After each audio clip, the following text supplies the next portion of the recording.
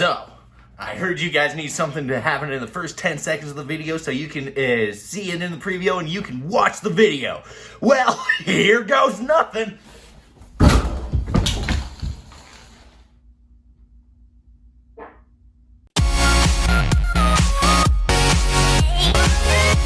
So I watched a movie last night that my coworker recommended for me called Skinamarink. It's a Shudder exclusive, and I just happened to find the steelbook at Walmart, so I bought it, and I decided to watch it this morning before the sun came up, and I have some thoughts. Mostly, what is Skinamarink? It made me feel so uneasy, and I can't even really explain why.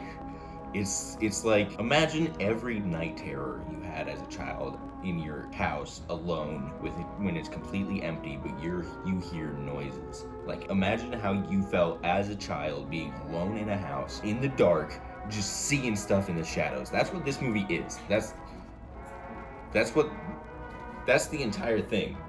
And I don't understand. It's fascinating that a movie like this was manufactured and directed, because like it's something I've never seen in horror before. I feel like no one in horror movies ever like directors and screenplay writers never really focus on what it's like to be a scared alone child, but everyone in the world has felt that before.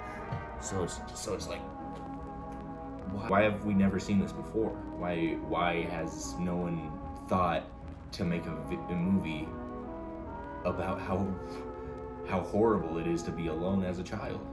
So in the movie, it's essentially the film has like a grain effect on it, and that helps it a lot, because a lot of the shots in the movie are just pure darkness, just hallways that are dark, just dark hallways with a grainy, like popcorn type thing going around screen.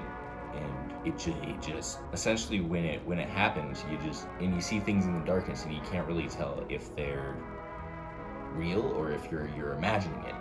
And that's amazing to feel in a movie, because it makes you so uneasy.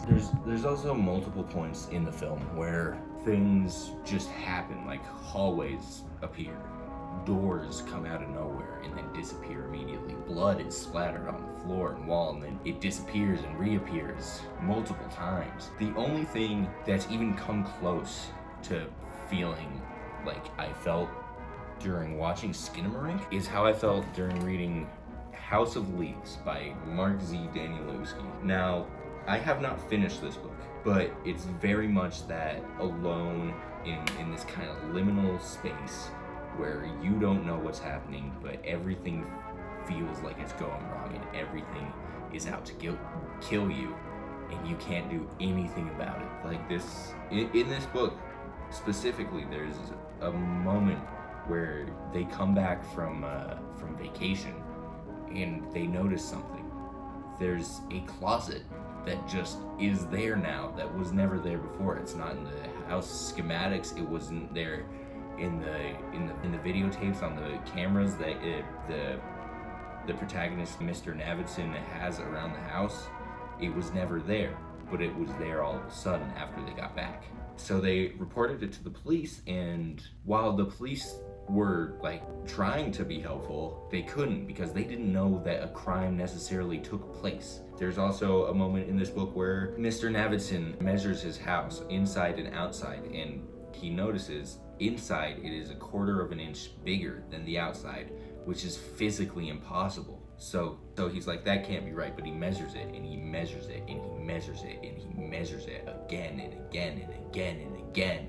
Every single time that 1/4 inch difference shows up, in that, it is that feeling of helplessness that I felt during watching Skinamarink. That it's that exactly, and I've wanted a film adaptation of this book, because there's just something about it. But the thing is, you can't do this in film, or at least I thought you couldn't, because it's just a story that needs to be in a book.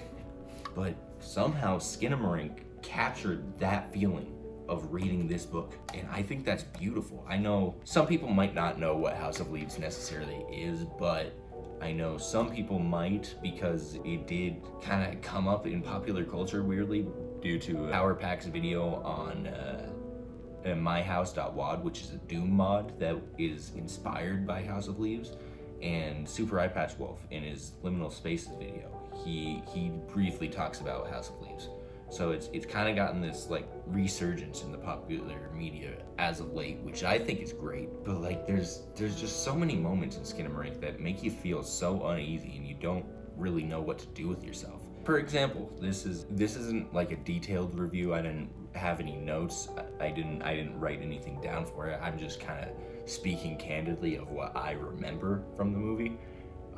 But it's just these shots of darkness with sounds that are kind of like getting louder, like kind of around you, and then you're just greeted with this image. Like, what the hell is that? Why am I looking at that? That is something I have seen in nightmares so many times as a child, and I could never explain it, but this movie somehow tapped into my deepest, darkest fears from when I was a child. And that is the most amazing feeling I have ever felt in a horror movie. It's insane. There's another moment where you don't really know what it was, but this kind of high-pitched banging noise happens over and over. It's like rhythmic, and slowly it crescendos, and then when it stops, the camera angle shifts and you just hear this voice say, "Put the knife in your eye."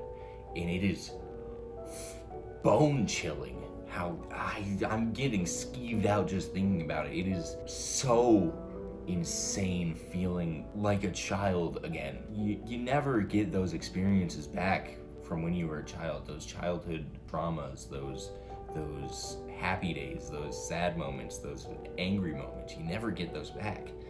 But Skinamarink somehow made me feel like I did get something back. I felt like I was a child in this movie. I felt like I was Kevin, just lost in my own house with nothing but demons and shadow monsters. It is beautiful. I don't know if I liked the movie, but I like what it did. I'm gonna give it a 5 out of 5 stars, okay? It is an amazing watch. If you have not seen this movie and you don't know what it is, go check it out. I'm not gonna spoil anything else from the movie because number one, I'm kind of reaching the end of this video, and number two, I don't want to spoil it for anyone else who is interested in watching it. But it is insane how it makes you feel.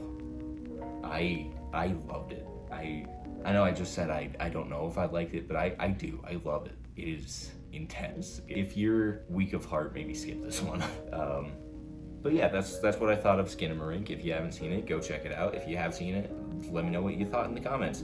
Also, I don't know if you could really see it, but that intro bit broke my glasses a little bit. So if this video doesn't get at least 200 views, and if you guys don't like and comment to get those numbers up on the video, I am going to sue every single last one of you, and I swear to God, you're not gonna be invited to my birthday party. But anyway, yeah, that's what I thought.